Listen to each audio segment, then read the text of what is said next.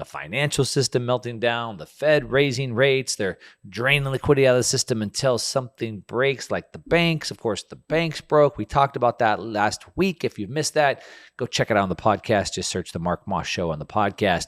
But there's another thing at play here. There's like this dangerous undercurrent that's going on. So while everybody's witnessing the Fed and all eyes are on the Fed and they're raising rates, and then we're witnessing the banks going down, and SVB had to get bailed out, and then now the Treasury and the Fed said they're going to backstop all the deposits. Now Janet Yellen, the Treasury, said they're not going to, and there's all this, right? All this distraction going on. There's like something else going on down below the surface. Something that's deeper and darker and more scary.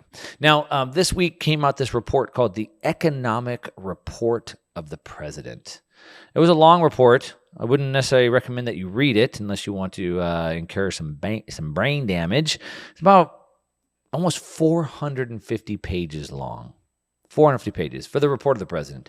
The year in review, the years ahead, confronting new global challenges with strong international economic partnerships, investing in young children's care and education.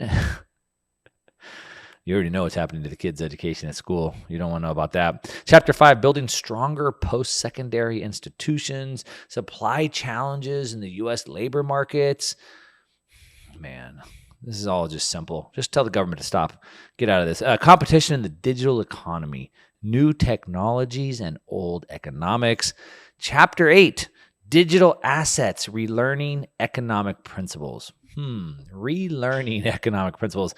I think they're the ones that should go back and relearn economic principles.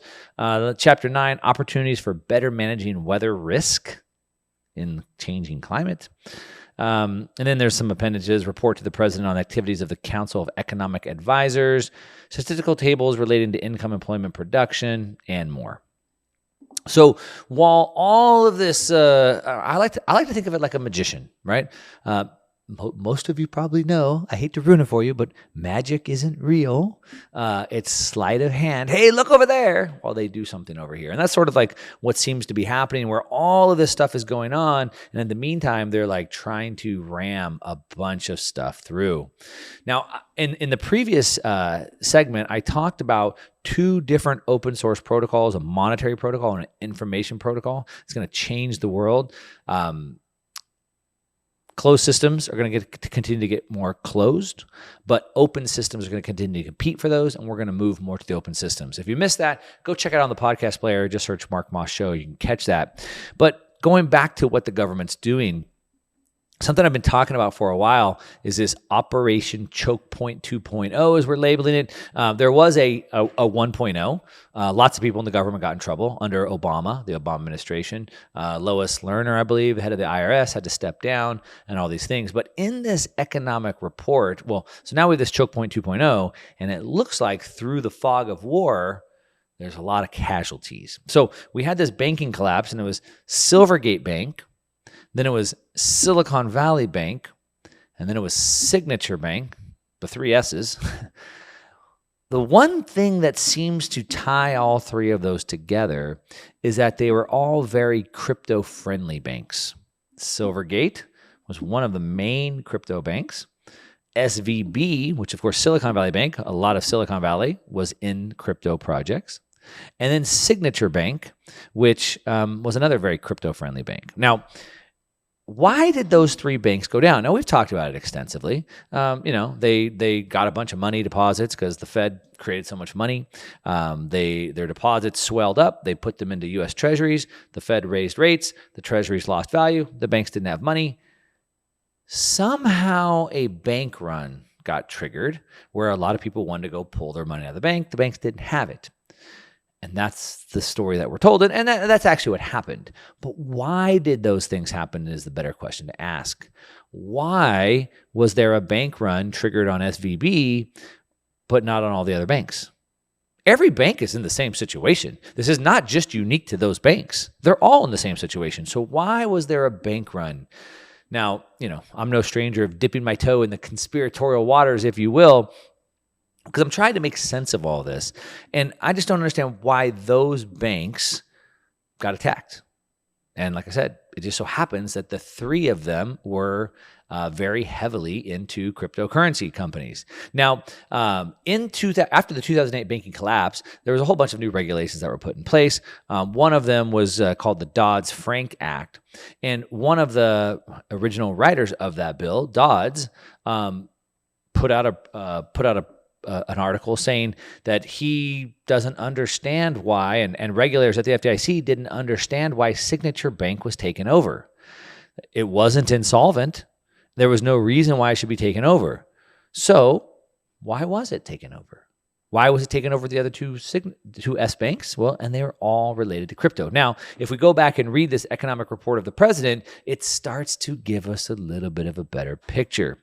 Now, they had a very scathing report, let's say, to talk about cryptocurrencies, as a matter of fact.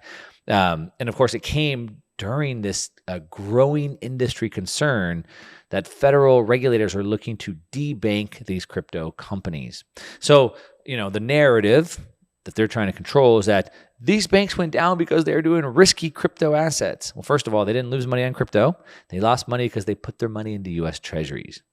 But it looks like part of this choke point 2.0 where they're trying to take away the banks that these companies use. Now, the report that this came out said that many cryptocurrencies do not have a fundamental value. Okay.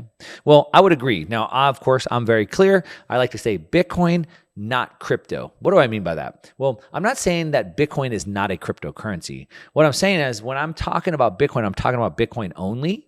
And when I talk about crypto, I'm talking about crypto, everything else other than Bitcoin. So we always want to make those two things very clear. But what is a fundamental value? Typically, you might consider that be called like an intrinsic value, which there's no such thing as intrinsic value. All value is subjective. But they say that it's argued that crypto assets may provide other benefits, such as improving payment systems, increasing financial inclusion, and creating mechanisms for the distribution of intellectual property and financial value that bypass intermediaries that extract value from both the provider and the recipient. Looking under the hood at these arguments, however, shows a more complicated picture. So far, crypto assets have brought none of these benefits. End quote. That's what the report said. I talk about this all the time. We're going to get to this a little bit later when I talk about some other news headlines. The number one threat to our democracy, the number one threat that they talked about in Davos in Switzerland at the World Economic Forum in February is misinformation and disinformation. But the irony is that all the misinformation comes from the government. I don't want to say all, a good majority of it comes from the government itself. So how can they go and say this? So Bitcoin hasn't done anything to increase financial inclusion. It certainly helped in Africa. Over 80% of all Bitcoin transactions under $1,000 are being done in Africa where they don't have access to banking. It says that they said it could bypass intermediaries that extract value. Well, that's being done. It's doing payment remittances all over the world right now and bypassing the extraction of these intermediaries. So it's doing that. So looking under the hood, it shows that it's exactly done just that. They've nailed it exactly, except for, of course, the office of the president is lying to you.